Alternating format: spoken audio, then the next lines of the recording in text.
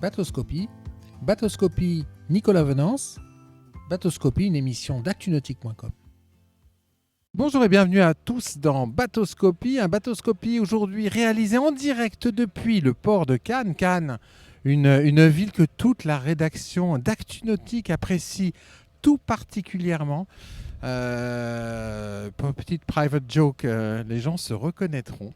Alors un Bateauscopie aujourd'hui dédié à l'une des grandes nouveautés moteurs du chantier français Jeannot, la nouvelle Mary Fisher 795 série 2. Aujourd'hui, Bateauscopie, on va découvrir ce bateau, environ 12 à 15 minutes de reportage en direct, de visite privée de ce bateau. Et pour cette visite privée, je vous propose de rejoindre tout de suite Vincent Piel, responsable développement hors-bord chez Jeannot Moteur. Vincent, bonjour. Bonjour Nicolas.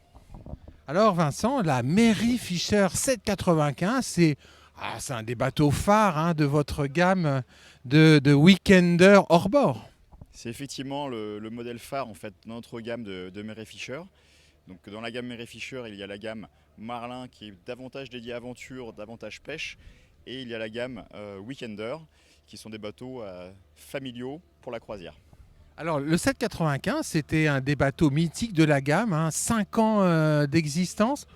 Combien d'unités vendues ? Effectivement, c'est un bateau à très fort potentiel qui est très apprécié partout dans le monde.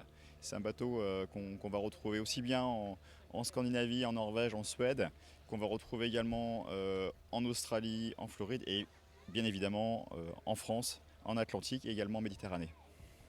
Avec un gros succès en termes de vente. Un gros succès en termes de vente, puisque la première génération de Mary Fisher 795, on en fait à peu près 400 par an, et la première génération sur 5 ans, on a fait à peu près 2000.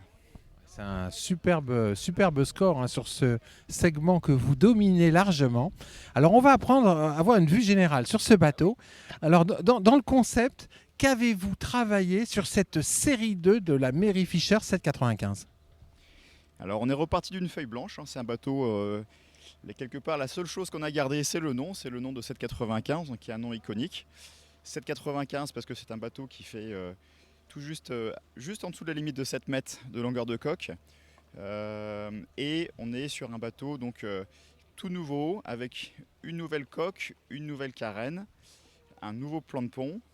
Par contre on garde tout l'ADN de la gamme avec le design des vitrages latéraux qui vraiment qui identifie parfaitement la gamme. Oui, là on reconnaît directement un Mary Fisher de loin sur le plan d'eau aux jumelles.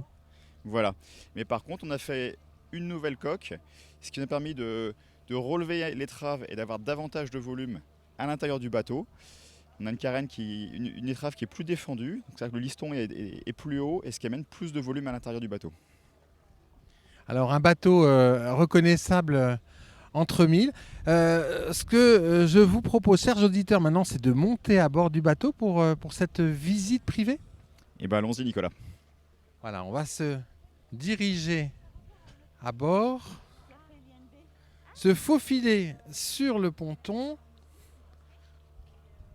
gagner le bord de notre bateau et tout de suite s'intéresser au cockpit que l'on vient de traverser. Alors, comment il s'organise ce cockpit, Vincent ? Alors ce cockpit, il est, comme vous pouvez le voir, donc l'accès à bord est très facile. On a 2 grandes plateformes à l'arrière, de chaque côté du moteur, avec l'échelle de bain bien évidemment et une grande main courante qui permet d'isoler du moteur et qui aussi facilite la sortie de l'eau. Alors cette main courante à l'usage, c'est génial. Effectivement, ça facilite grandement la sortie de l'eau.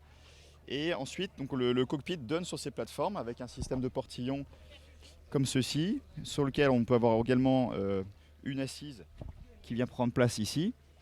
Et au niveau du cockpit, on va pouvoir choisir entre différents aménagements.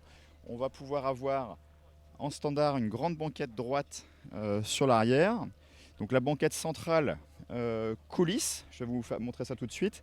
Ça permet le relevage du moteur, c'est une astuce pour gagner de l'espace à bord. Alors on va avancer, faire coulisser cette banquette, effectivement. Là on peut redresser facilement le moteur. Voilà, la manipulation est très simple, ça se fait d'une seule main.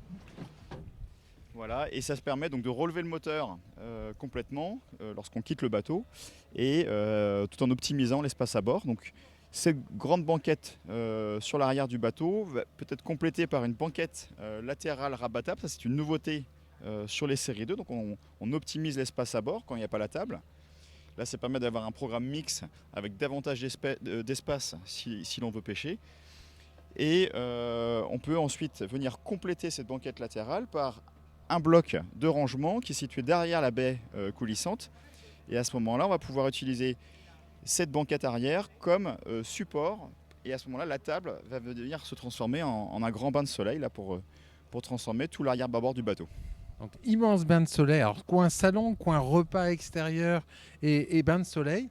Une des grandes nouveautés sur ce bateau, elle est ici d'un point de vue praticité, c'est cette fameuse porte de coupée qui au fil des millésimes est devenue une des signatures de la gamme. Effectivement, c'est un élément de l'ADN de la marque Jeannot. C'est un élément qu'on a amené la première fois sur la Mary Fisher 895. Et devant le succès rencontré, on l'a décliné sur les modèles plus gros, sur la 1095, sur le NC37. Et cette fois-ci, on la retrouve sur la 795. L'intérêt, c'est d'avoir un accès depuis un quai beaucoup plus facile, d'avoir notamment qu'on est amarré le long d'un catway. Je pense à la configuration d'amarrage, notamment en Atlantique, donc avec un ponton et des catways. Ça évite de devoir aller jusqu'à l'arrière du bateau pour monter à bord, même si on peut toujours effectivement monter par l'arrière. On va s'intéresser maintenant à la partie avant du bateau. Et la première chose que l'on remarque, c'est la galerie. Alors la galerie, elle nous vient de l'univers Marlin, non ? Effectivement, c'est un élément également de la gamme Mary Fisher. Ça permet de faciliter les déplacements à bord parce que ça fait office d'une très grande main courante, mais ça va vous permettre aussi de pouvoir mettre sur le toit des accessoires comme un paddle.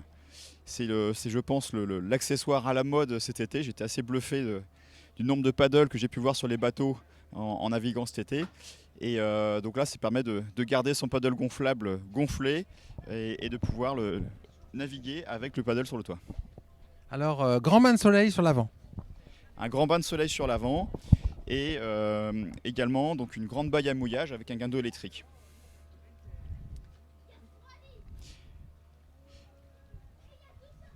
Alors en plus du guindeau électrique, vous allez pouvoir avoir également sur l'avant du bateau un propulseur d'étrave, donc qui facilite grandement les manœuvres de port. Maintenant, on va s'intéresser à l'intérieur. Là, on est sur un weekender. C'est quoi le programme d'un weekender ? Alors le weekender, c'est comme le dit le nom en anglais, ça permet d'avoir un bateau pour faire de la croisière, alors de la petite ou de la grande croisière suivant son projet. On va pouvoir passer une ou plusieurs nuits à bord. Et du coup, on a vraiment travaillé le ratio entre l'espace à bord et l'espace intérieur. Et avec différentes astuces, on a réussi à gagner à peu près 10 cm à l'extérieur et à l'intérieur entre la génération 1 et cette nouvelle 795 série 2. Alors l'organisation, sur bâbord, on a un coin repas qui est transformable en coin nuit. On a le poste de pilotage sur tribord et puis la cuisine qui est située juste derrière. Alors cuisine complète en fait. Effectivement, ici nous présentons la cuisine luxe, c'est-à-dire avec son plan de travail en arpa noir, avec ce réchaud gaz, avec une boîte à gaz, c'est-à-dire que ce n'est pas un réchaud portatif, c'est vraiment une installation comme sur les modèles de taille supérieure. Beaucoup de rangements sous la cuisine avec un double placard. Et en face, vous avez le réfrigérateur, donc pour vraiment avoir de quoi cuisiner à bord. Alors ce coin repas, ce coin salon, on peut accueillir confortablement 4 personnes. Il est bien ventilé avec toujours beaucoup de visibilité à 360 degrés quand on est à l'intérieur. Des rangements avec des équipés sur le côté de la table. Et puis cette fameuse banquette avant qui peut s'inverser en navigation. Effectivement, ça fait partie de notre ADN. On tient à ce que les accompagnants du pilote puissent avoir un bon confort en navigation face à la mer. Et on peut basculer le dossier d'une seule main pour avoir une navigation face à la mer. Donc, tout l'équipage se retrouve en fait en navigation dans le bon sens et on peut discuter ensemble. Alors on a de l'espace pour les pieds, on peut se tenir en navigation. Et alors parmi les nouveautés cette année, il y a un immense coffre qui vient ici, hyper pratique à l'usage. Alors également une belle partie nuit, on a 2 couchages dans le carré transformable, et puis dans la pointe avant, on a ce très très vaste lit. Donc effectivement, beaucoup de rangements disponibles à bord. On a des rangements sous l'espace nuit, donc dans la cabine avant, et ce grand rangement sous le carré. Ça, c'est vraiment un élément très apprécié et qu'on a réussi à combiner avec la banquette copilote. Alors, une des grosses innovations de ce bateau, je vais m'écarter un peu, elle est ici, c'est la salle d'eau. Quel a été votre développement ?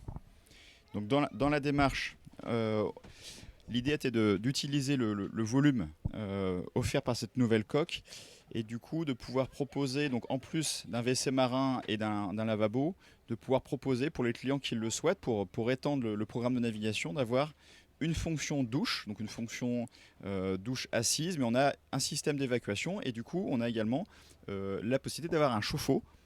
Donc vraiment beaucoup de confort pour faire de la croisière et de ne pas se retrouver obligé de rentrer au port.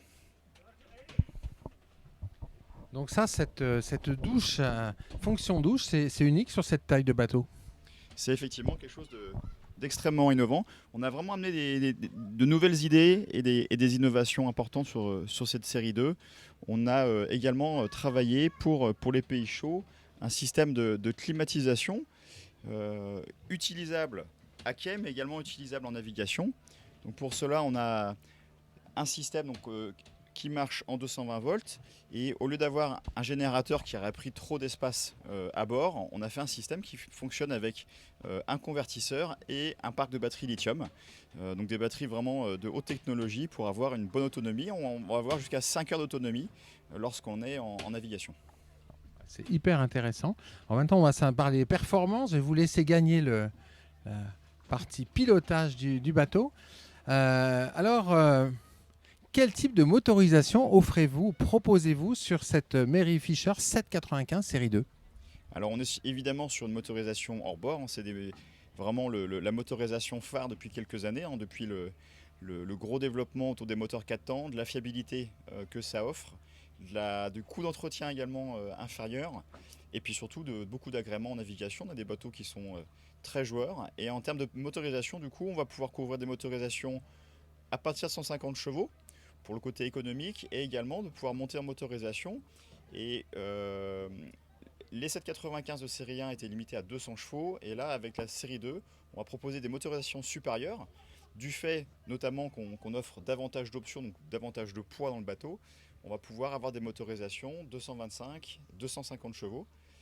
Le but recherché, c'est pas forcément la vitesse maximum, Le but, c'est d'avoir de l'agrément en navigation, même lorsqu'on est nombreux à bord, et d'avoir en fait, par exemple chez Yamaha, on va passer d'un 200 4 cylindres à du 225, 250 en 6 cylindres, donc effectivement beaucoup d'agréments. Ouais, avec un 6 cylindres, on peut s'amuser à déjauger au couple. Effectivement, on va pouvoir avoir une vitesse de croisière avec un régime moteur moindre, donc moins de bruit également en navigation.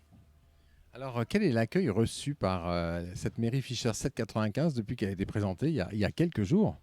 Alors effectivement, on l'a présenté à notre réseau de distribution, et je tiens à les remercier pour leur confiance parce qu'ils nous ont commandé massivement ce bateau. Ici, c'est le prototype que nous vous présentons, et l'accueil est excellent et les premiers clients découvrent le bateau.